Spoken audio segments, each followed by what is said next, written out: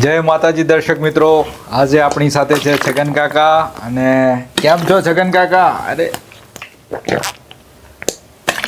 અરે છગન કાકા, શાંતિથી પાણી શાંતિથી પીવો, દોડીને આવ્યા છો? ના ના સાહેબ, આ તો પાણી પીવા જોવે.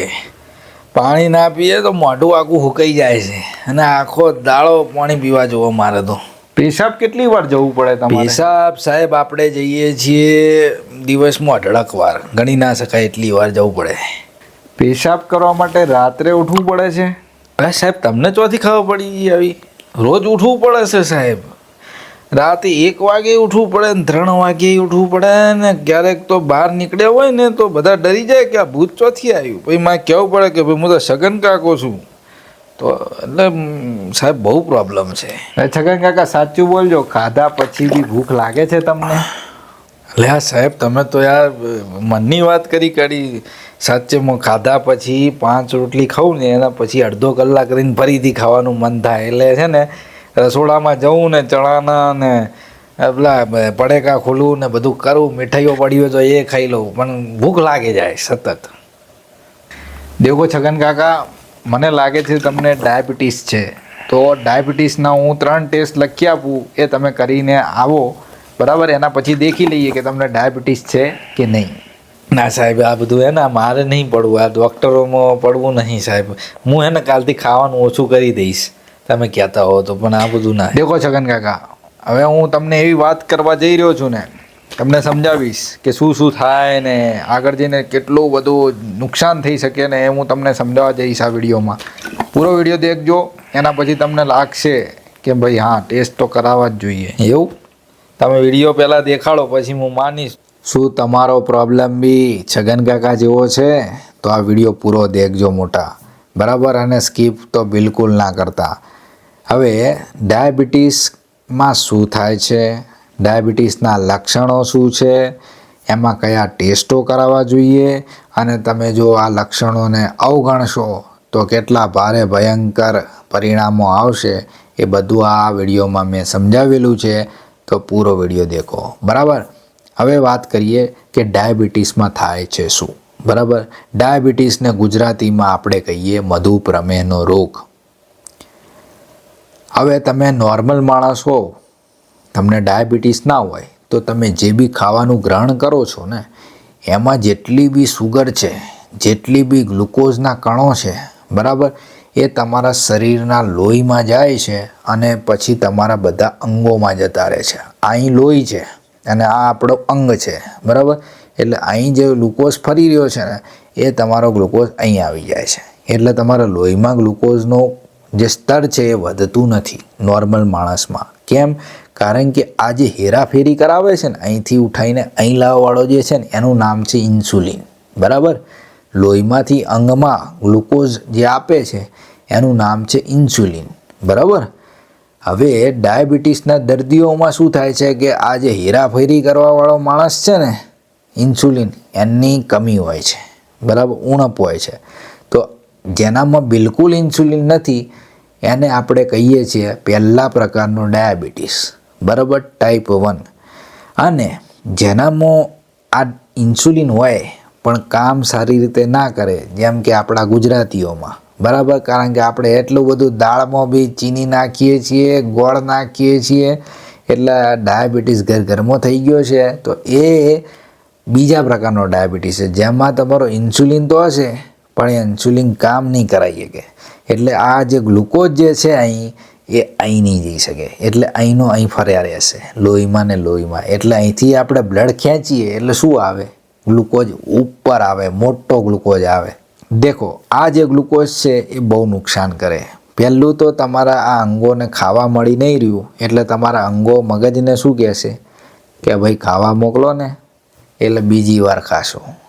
ફરીથી એ ગ્લુકોઝ આવશે પણ આમ જઈ નહીં શકે, બરાબર? અંગોની અંદર જઈ નહીં શકે, લોહીમાં ફરશે પણ આપણા અંગની અંદર નહીં આવે.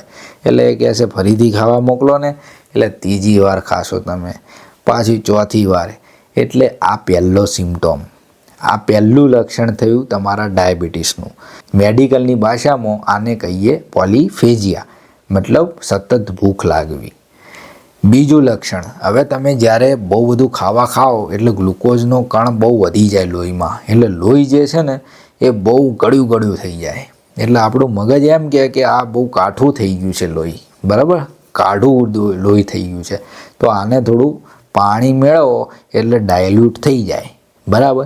એટલે તમે પાણી વારંવાર પીવાનું મન થાય, કારણ કે આ બધો ગ્લુકોઝ જે છે ઓગળી જાય એમાં, સમજ્યા. હવે તમે પાણી વધારે પીવો એટલે તમારી કિડની જે છે ને એને ફ્લશ મારે કે આ ભાઈ નીકાળો, આટલું બધું પાણી પીધું છે, એટલે વારંવાર તમને પેશાબ લાગે, બરાબર. તો આ ત્રીજો પોઈન્ટ. એટલે બીજો કયો હતો?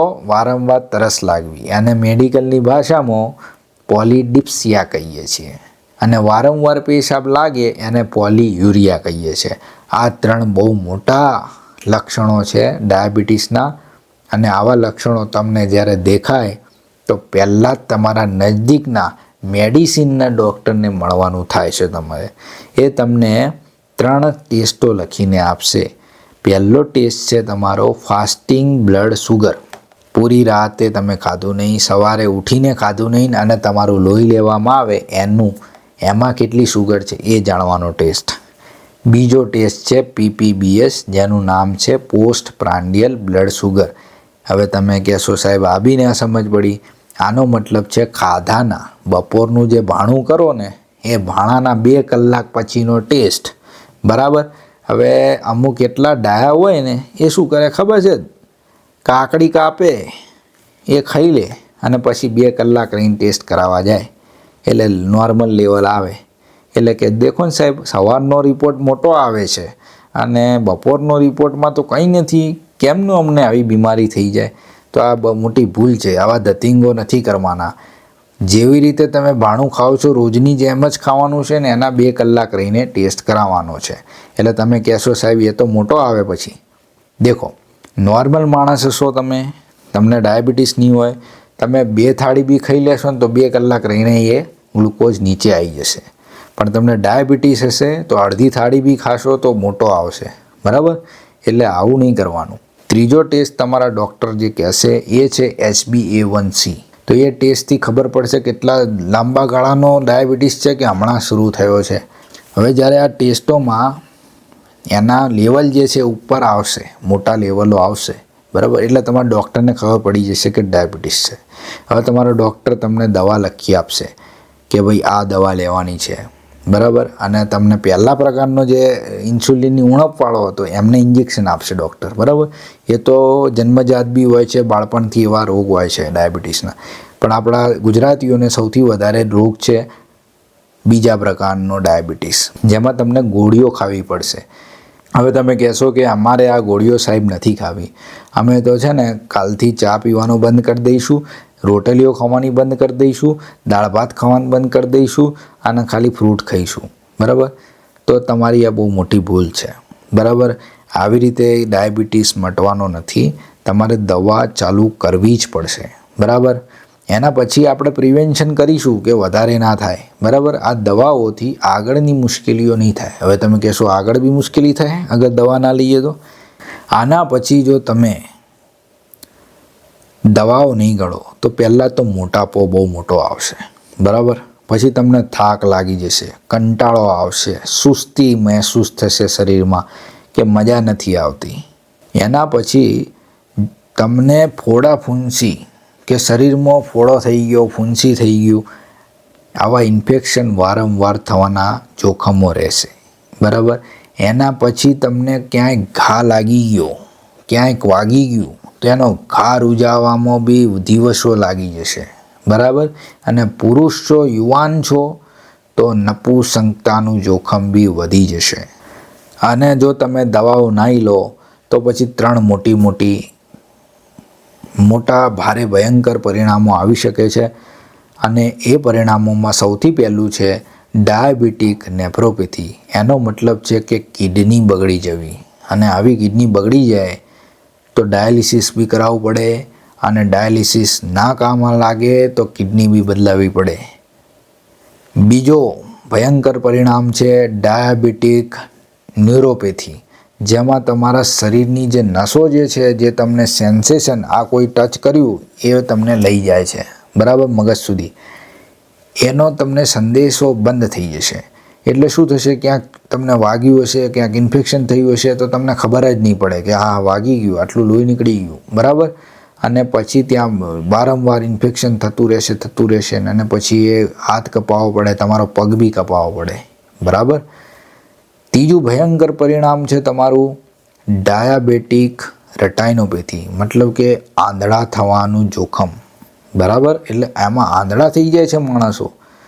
તો આટલા બધા ભયાનક પરિણામો છે.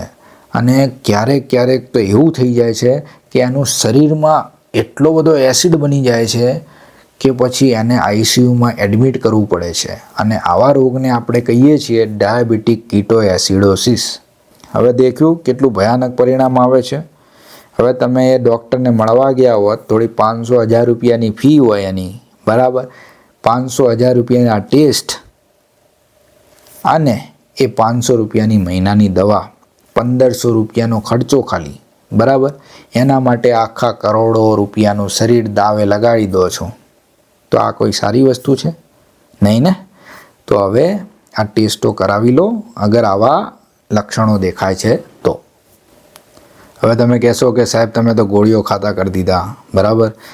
દેખો, ગોળીઓ ખાશો તો આ બધા ભયાનક પરિણામો નહીં થાય તમારી સાથે. તમે એકદમ તાજા તંદુરસ્ત રહેશો, બરાબર. હવે આના પછીનો જે વિડીયો હશે એ ડાયાબિટીસમાં ખોરાક કેવો લેવો એના પર છે. અને એ ખોરાક જે છે એ ગોળીઓ સાથે લેવાનો છે, બરાબર. એવું નહીં કે ગોળીઓ બંધ કરીને ખોરાક ફોલો કરવાનો છે. તમે ગોળીઓ ખાજો અને આ ખોરાકને જે મેં બનાવીને આપીશ ને લિસ્ટ, એ તમે કરજો. એના પછી તમારો ડાયાબિટીસ જે છે એ એકદમ ઓછો થઈ જશે, બરાબર. એની ગેરંટી છે. અને ક્યારેક તો દવા બંધ બી કરી દેવી પડશે. તો એ વિડીયો તમારે જોવે છે તો આજે સબસ્ક્રાઈબ કરી દો. ભવિષ્યમાં જ્યારે એ વિડીયો રિલીઝ થશે તો તમારા નોટિફિકેશનમાં આવી જશે, બરાબર. આ વિડીયો સારો લાગ્યો હોય તો પ્લીઝ લાઈક કરો અને તમારા મિત્ર મંડળ સાથે આને શેર કરો. તો જય માતાજી, આગળના વિડીયોમાં મળીશું.